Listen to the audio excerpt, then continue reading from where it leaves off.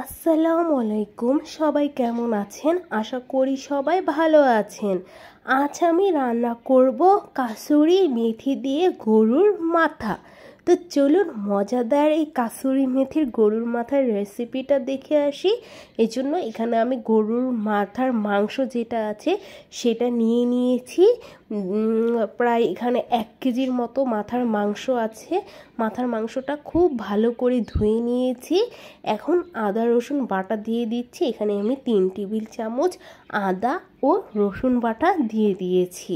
আর গুঁড়া মশলা দিব আমি হলুদ, লবণ, ধনিয়া, জিরা, মরিচের গুঁড়ো ও গরম মশলার গুঁড়ো। 1 কেজি মাথার মাংসের জন্য আমি পরিমাণ করে মশলা দিয়ে দিলাম।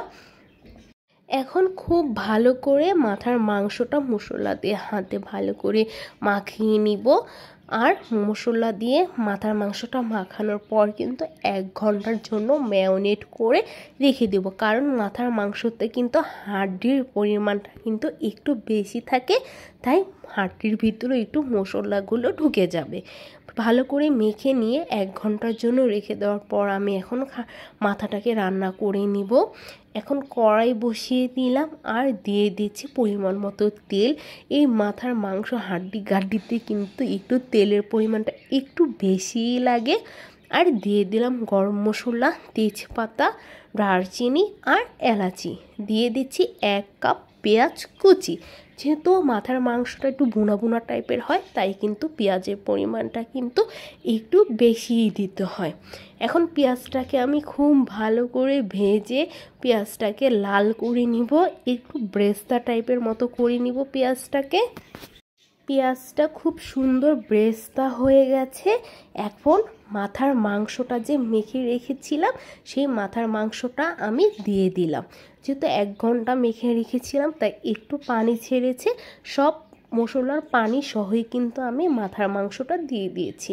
এখন খুব সুন্দর করে আস্তে আস্তে করে নাড়াচাড়া দিয়ে তেল আর পেঁয়াজের সাথে মাথার মাংসটা একটু নাড়াচাড়া দিয়ে নিতে হবে। এখন খুব সুন্দর করে আস্তে আস্তে করে মাথার মাংসটা কষিয়ে নিতে হবে।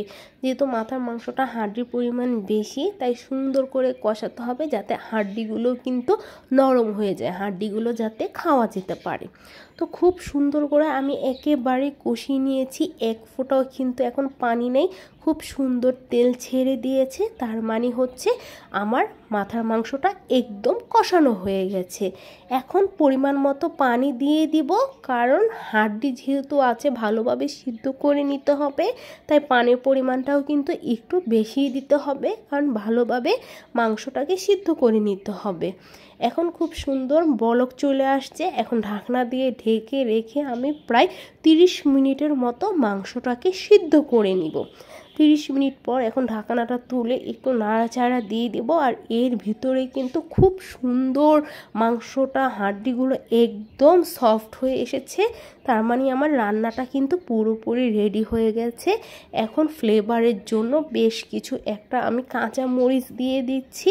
এখন জাস্ট নাড়াচাড়া দিয়ে কাঁচা মরিচগুলো সিদ্ধ হওয়া পর্যন্ত অপেক্ষা করতে হবে, তাহলেই কিন্তু রান্নাটা আমার পুরোপুরি রেডি হয়ে যাবে। আর রান্নাটা যখন পুরোপুরি রেডি হয়ে যাবে সবার লাস্টে দিয়ে দিব আমি কাসুরি মেথি। আগেই বলেছিলাম যে কাসুরি মেথি দিয়ে আমি মাথার মাংসটা রান্না করব। আর এই কাসুরি মেথিটা কিন্তু হোমমেড, এটা কেনা প্যাকেট না। আপনারা যদি চান এই কাসুরি মেথির ভিডিওটা কিন্তু আমার রেসিপি চ্যানেলে আছে, আপনারা চাইলে দেখে নিতে পারেন। আপনারা খুব সহজেই ঘরে কাসুরি মেথি বানিয়ে নিতে পারবেন। এখন কাসুরি মেথিটা দেওয়ার পর হালকা একটু নাড়াচাড়া করে চুলাটা অফ করে দিয়ে দিতে হবে। কাসুরি মেথি দেওয়ার পর কিন্তু আর বেশি রান্না করা যাবে না। আর কাসুরি মেথির ফ্লেভারটা এত সুন্দর, আপনারা যারা একবার ট্রাই করেন নাই, প্লিজ একবার হলো ট্রাই করে খেয়ে দেখবেন। আপনারা সব সময় তখন কাসুরি মেথি দিয়েই মাথার মাংসটা রান্না করে খেয়ে থাকবেন। আর সবার লাস্টে আমি অল্প একটু ভাজা জিরে গুঁড়া দিয়ে দিলাম, দিয়ে জাস্ট নাড়াচাড়া দিয়ে চুলাটা অফ করে দেব। কাসুরি মেথি দেওয়ার পর টোটালি আমি 5 মিনিট রান্না করেছি, এর বেশি আমি আর রান্না করিনি। তো আমার রান্নার ফাইনাল লুকটা আপনাদেরকে একটু দেখিয়ে দিচ্ছি যে কত সুন্দর মাথার মাংসটা রান্না হয়েছে।